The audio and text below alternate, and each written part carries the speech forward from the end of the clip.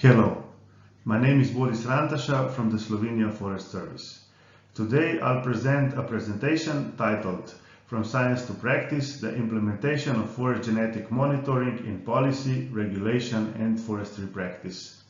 I'm presenting this on behalf of Magister Andrej Breznikar, the head of silviculture and the leader of the LIFEGENMON project at the Slovenia Forest Service. The LIFEGENMON project deals with many activities, dealing from laboratory and fieldwork up to guidelines and management strategies, policy work, and also communication and dissemination. In this presentation, we'll focus on the LIFEGENMON B2, B3, and D2 actions. This means we'll focus on guidelines and management strategies, policy guidelines, and also targeted dissemination. We'll focus especially on the expected impact, the implementation of forest genetic monitoring, which was basically the main aim of the LIFEGENMON project. So the overall goal of the project was the implementation of a long-term early warning system for forest genetic resources. The key questions we are going to try to answer in this presentation are: were the expected impacts reached and how were they reached? And we will try to illustrate this with one event, or in some cases several, per year that happened in the LIFEGENMON project that will show how and from what different angles we try to tackle the problem of implementation of at least parts of forest genetic monitoring into forestry practice. So we are going to start with the presentation of the LIFEGENMON project during the press conference at the Slovenia Forest Week in 2015. There, the project was presented by the directors of the Slovenia Forestry Institute, Slovenia Forest Service, and also the State Secretary for Forestry in Slovenia. This kicked off several media publications and laid path for quite a few more in the future.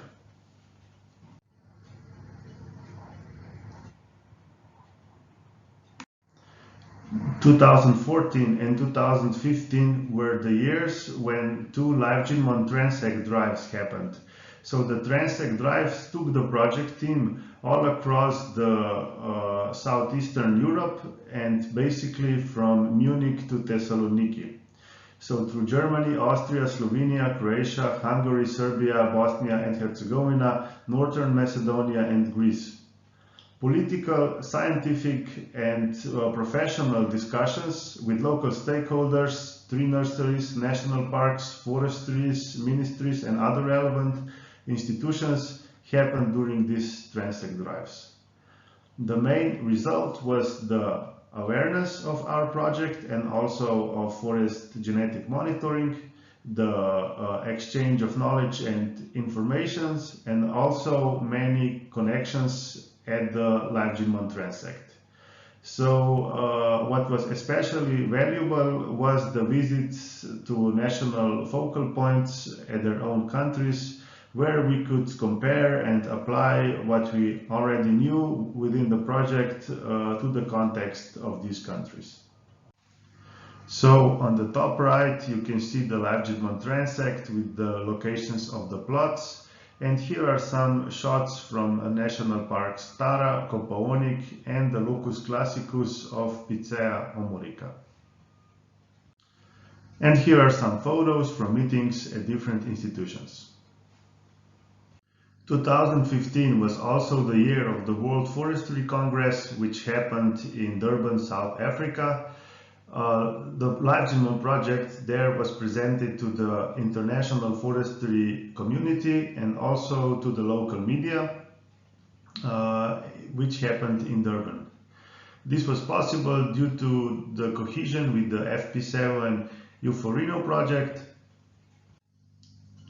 And here are some photos from the project presentation by Professor Dr. Hojka Krajger and Dr. Marjana Westergren. In 2016, two workshops were organized for forestry professionals in Slovenia together with the MANFOR CBD projects. These workshops for forestry professionals were held on the topics of silviculture in the light of climate change, biodiversity, and forest genetic monitoring. This also meant the start of discussions within the Slovenian forestry professional community on the implementation or inclusion of forest genetic monitoring into existing monitoring and silvicultural schemes. The MAN4 project tested 3 different silvicultural approaches and then monitored how biodiversity and carbon changed with different measures. In 2016, a workshop on the systemic issues of forest restoration was held at the Slovenian Academy of Sciences and Arts. There was a high-level debate on the future of forest restoration in Slovenia, and presentations were given by key members of the LIFEGENMON project.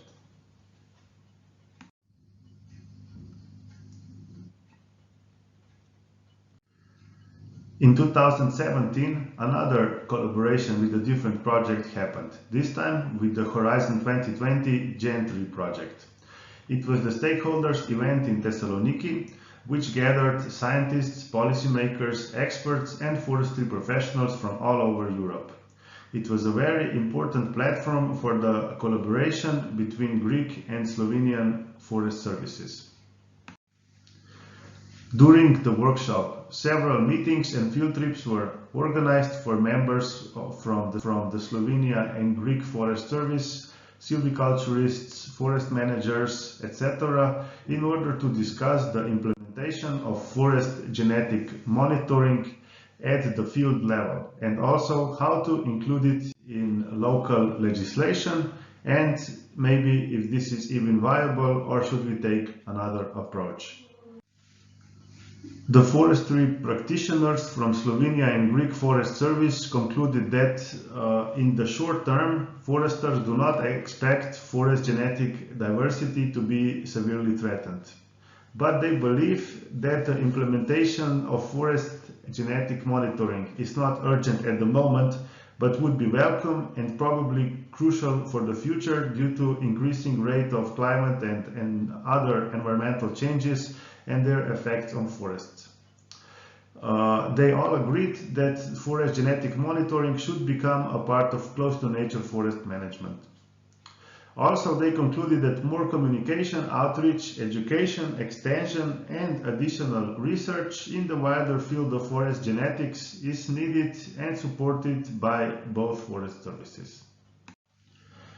For 2018, we are going to move from the international to the national and local levels to the presentation at the largest agricultural fair in Slovenia, Agra. So there we had a stand with presentations, consulting, extension for forest owners and other visitors. We raised awareness at this and also other fairs about climate change forestry. Also a public consultation titled "What kind of seedlings are needed for future Slovenian forest" happened. This consultation was very beneficial. We had very good inputs from the present forest owners, and also there were quite a few articles on this topic after this event and in the following years in the Slovenian Farmers Weekly Journal. In 2019, we gathered all the knowledge from previous years, from all the consultations and also all the field and laboratory activities, and designed 4 workshops for forestry professionals in Slovenia. So the first workshop was on the topic of forest seed production, the second was on the cultivation of seedlings in forest nurseries and management of forest seedlings, the third was on the forest tending measures in forest seed stands, and the fourth was on the implementation of conservation of genetic diversity in Slovenian forests. These workshops were very valuable for Slovenian forestry, especially for all the persons dealing with forest genetic resources, from silviculturists, forest health professionals at the Slovenia Forest Service, to private tree nursery professionals, policymakers and others. This cycle of 4 workshops really educated and gathered knowledge and also inputs from all the relevant stakeholder groups within Slovenian forestry. So to quickly summarize what happened from 2014 to 2019 within the LIFEGENMON project, the development of a forest genetic monitoring system in the field, laboratory and through research took place on one hand, and on the other hand we did what we described in the previous slides. So we gathered knowledge, had discussions with international and local experts, we raised awareness and educated important stakeholder groups about forest genetic monitoring and climate change forestry. Last but not least, we also did a lot of web and media communication, and if you saw in the previous slides, you have links basically at the end of each one where you can read more about the topics and conclusions of each event presented. Entering the final year of the project, we could say that the awareness of several different stakeholder groups has been raised, especially about climate change and the importance of genetic diversity for future forests. We can say that the professionals have been educated. All the key professionals in the Slovenian forestry sector know about the measures for the conservation of forest genetic diversity and also have been briefed about forest genetic monitoring. And we can also claim that the policymakers have been briefed through several different events described in the previous slides. We've come to the end of our timeline, the year 2020, and now we will look at the results of activities for implementation of forest genetic monitoring in Slovenia. So we've prepared guidelines for forestry practitioners. First, the guidelines for monitoring and conservation of genetic diversity, and second, the guidelines for providing forest reproductive material, both as detailed documents and summarized as leaflets for daily use in the field. So forestry professionals will be able to either read the longer versions of the guidelines if they need them, maybe for the preparation of silvicultural or forest management plans, or use the leaflets to make sure that their procedures regarding seed collection and the manipulation of forest reproductive material are in line with legislation and the latest findings of the LIFEGENMON project. The year 2020 also marks the beginning of the renewal process for 10-year regional forest management plans, which are prepared for all Slovenian forests.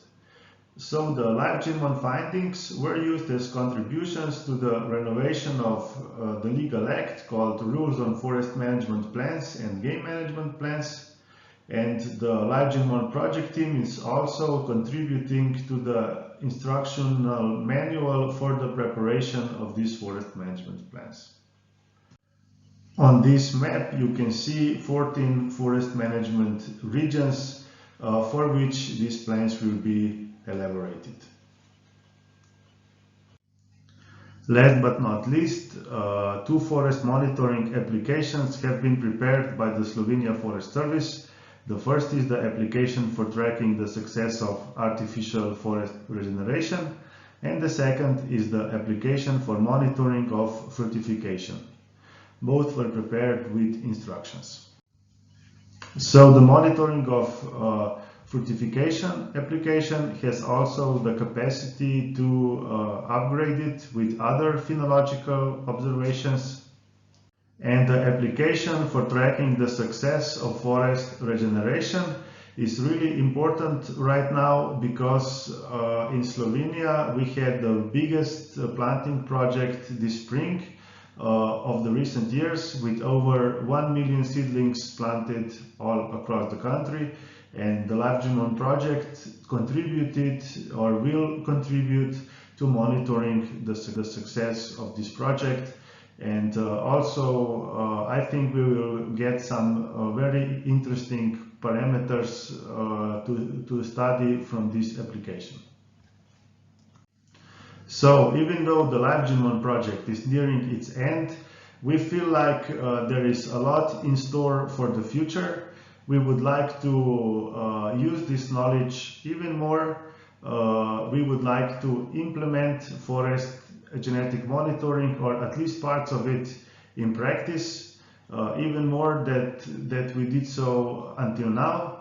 And we will of course include all of this in the afterlife plan. We will continue to prepare backgrounds for legislation and try to implement the forest genetic monitoring system in practice. And we have already been successful also with the Slovenia Forestry Institute in acquiring the LIFE systemic project, which will allow the work started in LIFEGENMON to carry on to the future years. Thank you for your attention.